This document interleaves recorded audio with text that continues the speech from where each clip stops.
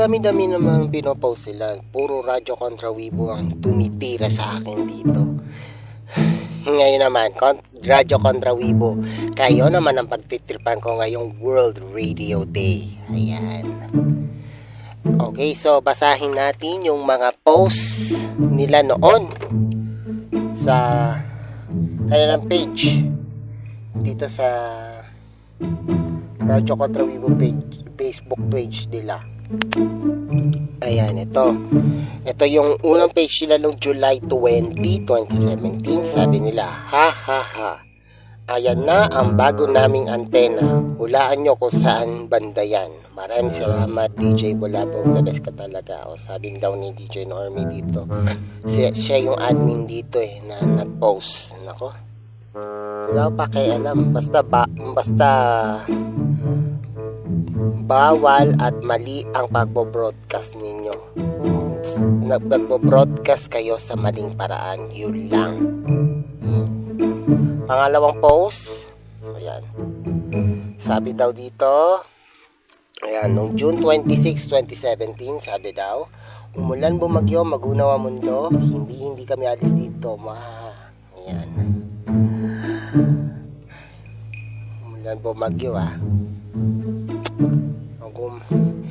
yung sa flood control nga, hindi nga wala kayong pakialam kahit bumaha dyan sa inyo. Ayan. Yung mga naghihirap na lubog sa baha at nagagalit sa mga contractor sa flood control scam, sana kayo na lang ang binaha dyan para matigil na kayo. Ito, noong December 2017, third post, maraming salamat sa maaga pa Pasko, haha, more power. Puro bakal lang naman kayo. Yan ba yun? Parang no? Parang pinike lang tong post na to. Hindi naman ta antena ng FM Parang kinuha mo nyo sa no? Iba dito kasi sa post nila dito ng kanilang mga antena, mga amateur radio kasi yung pinapakita nila mga antena dito ito sa amateur radio, nakita ko na dito sa Malabon to, malaki to umiikot-ikot to ito naman to, Yagi antena to, hindi gagana sa FM transmitter to. Ito, hirap kasing humanap ng mga ganito parang pineke lang. Okay, September 28. Akala nyo wala na kami? Don't worry, Bird. Or, don't worry, Brody. We'll miss you. Ha, ha, ha. Ito yung sinabi ni... Okay. Mahilig kasi mag-screenshot tong mga ito ito yung sinabi ni Frederick Estigal de Jesus, DPH Group History. Malapit na mag-3 buwan na wala sa ere. Bawal kaya sila nag-worry lang ako. Worry. Congover to cosplayer. Di ko alam kung cosplayer to o congover to sa mga cosplay event Ito, sinagot ng Ian Santos. Tagal na to. 28 years Ang sa akin lang ay buti na lang yung wala na si Weibo, sila Ron De Pirata naman ang kukuha ng siyang permiso sa NTC. If low power broadcast will allow no purpose of association. Wala tayong pakialam sa DDS na yan, si Ron Flores Cruz. Mga agaw rin niya ng frequency yan sa college radio na DCMC. Pero abangan niyo yung next video natin doon.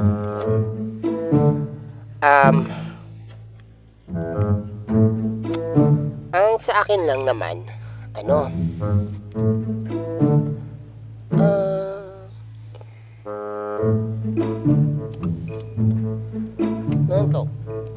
kung magbabalik kayo, dapat tama lang ang pagbo-broadcast nyo. Huwag nyo gagamitin sa maling paraan.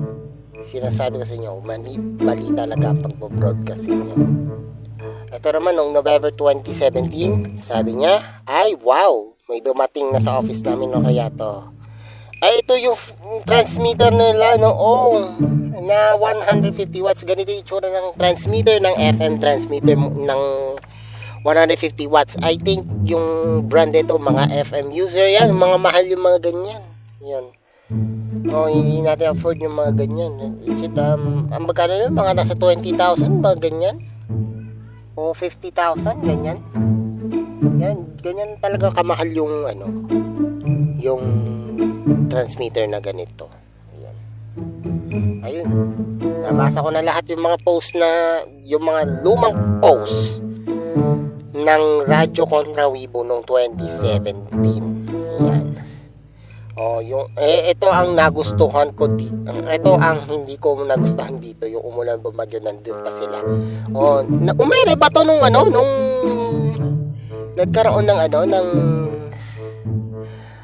pagbaha nung 20, I think mga nung 2025 ng July, no? Halos lubugin na yung Metro Manila, pero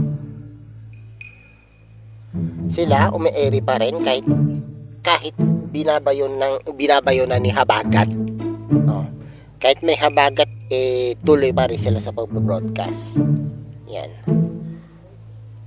Ganun talaga sila eh. Yan. Nung mga panahon ng Pepito, sila, nag-off the air sila eh. Yan. Pero hindi naman ito yung antena nila. Antena to ng mga amateur radio. Kasi hindi mo mahanap talaga eh. Ito, yung kanilang ganito, ganyan, yagi to eh. Ito, 4B.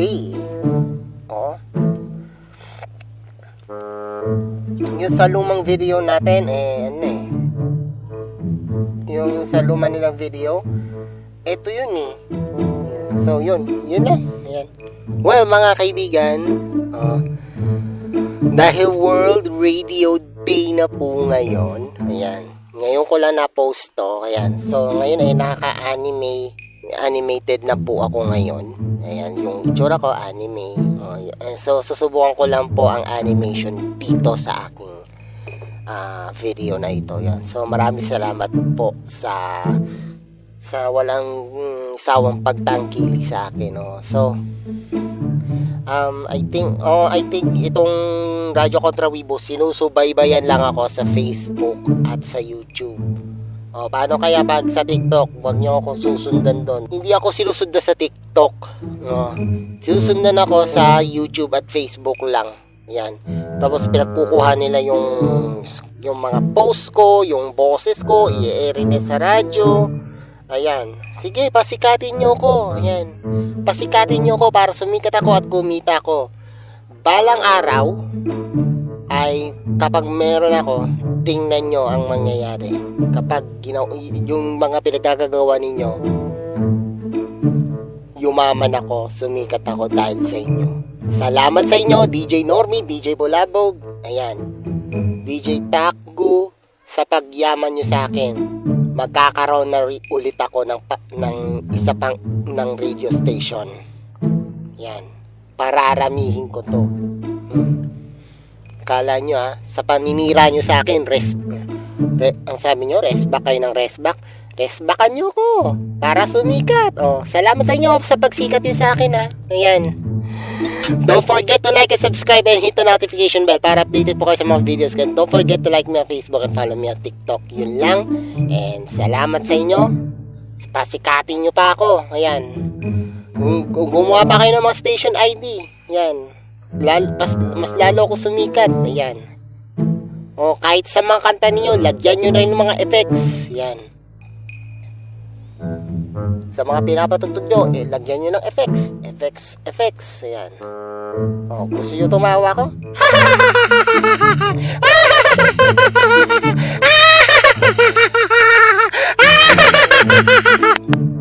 By the way, guys, Happy World Radio Day po sa inyo lahat. Thank you and always, thanks for watching.